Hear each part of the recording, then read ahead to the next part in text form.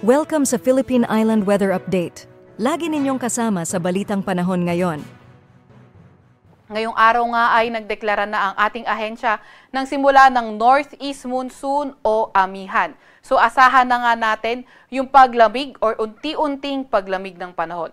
Ito ang Northeast Monsoon o amihan ang nakakaapekto sa extreme Northern Luzon at ito yung dahilan kung bakit magkakaroon ng maulap na kalangitan at mga pag-ulan sa may Batanes area. Shearline naman ang magdadala ng maulap na papawirin, mga kalat-kalat na pag-ulan at mga isolated na mga thunderstorm sa may Babuyan Islands naman.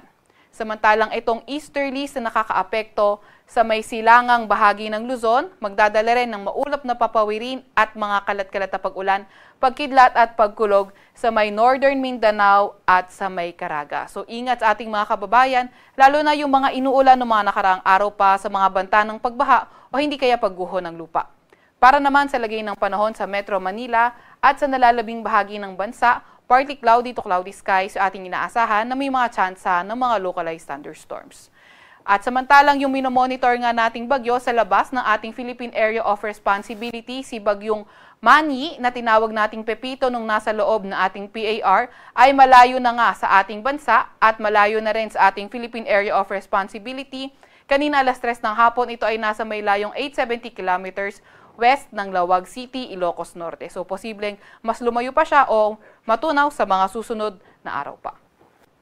Para naman sa ating lagay ng panahon bukas, inaasahan pa nga rin natin sa may Batanes, patuloy yung maulap na papawirin na may mga pag-ulan dulot ng Northeast Monsoon. Sa may Babuyan Islands naman ay maulap na papawirin at mga kalat-kalat na pag-ulan at mga isolated rain showers ang dala ng shearline.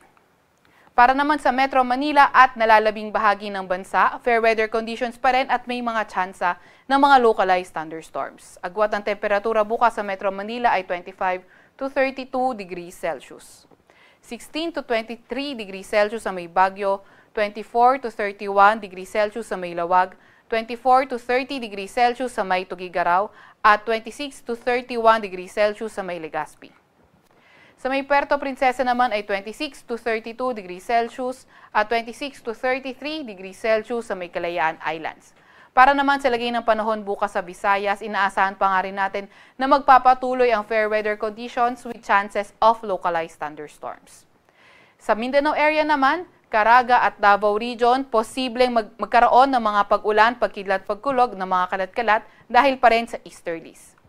Sa nalalabing bahagi naman ng Mindanao, fair weather conditions with chances pa rin ng mga localized thunderstorms. Agwat ng temperatura bukas sa may Metro Cebu ay 27 to 32 degrees Celsius. Agwat naman ng temperatura sa may Zamboanga at Davao ay 25 to 33 degrees Celsius at sa may Cagayan de Oro ay 24 to 32 degrees Celsius. Meron pa rin naman tayong nakataas na gale warning sa area ng Batanes, sa may Ilocos Norte at Babuyan Islands. Kaya mapanganib pumalaot sa areas na yan dahil magiging maalon hanggang sa napakaalon ng karagatan.